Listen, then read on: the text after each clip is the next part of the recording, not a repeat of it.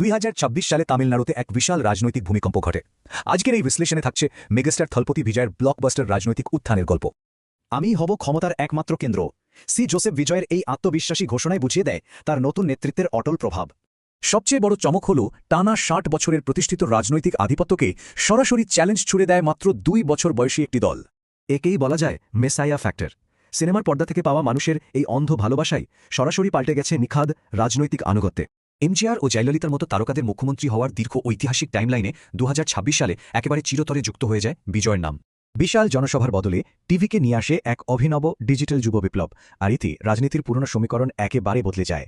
1.5 কোটি সদস্য, হোয়াটসঅ্যাপ ইনস্টাগ্রামের বিশাল প্রভাব আর দুর্নীতিমুক্ত সমাজের প্রতিশ্রুতি, মূলত তরুণদের এই অভূতপূর্ব সমর্থনই ছিল সাফল্যের মূল চাবিকাঠি।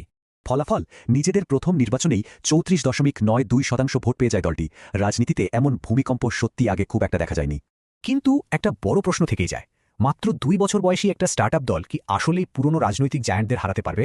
এরপর আসে 4 মে 2026। ভোট গণনার দিনটি ছিল যে কোনো থ্রিলার সিনেমার চেয়েও নাটকীয়।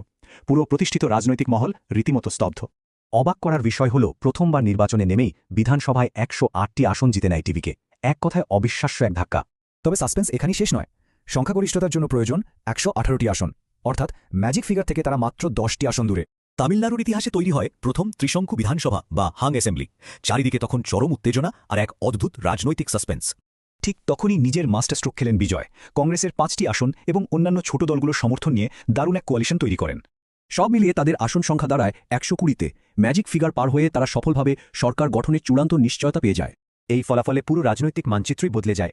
অতীতে দাপট দেখানো দলগুলোর আসন সংখ্যা এক ধাক্কায় অনেকটা নিচে নেমে আসে। আসলে তরুণ, নারী আর শহুরে ভোটারদের বিশাল সমর্থনই প্রথাগত দলগুলোর পুরনো ভোট ব্যাংকে বড় ধরনের ফাটল ধরিয়ে দিয়েছে। শপথ গ্রহণের সময় বিজয়ের আবেগঘন কথাগুলো সাধারণ মানুষের সাথে তার গভীর বন্ধন তৈরি করে, যা ছিল প্রথাগত রাজনীতির একদম বাইরে। একজন মেগাস্টারের এমন অভাবনীয় রাজনৈতিক উত্থান কি সত্যি ভারতের আঞ্চলিক গণতন্ত্রকে চিরতরে বদলে দেবে? এই প্রশ্ন নিয়েই আজ শেষ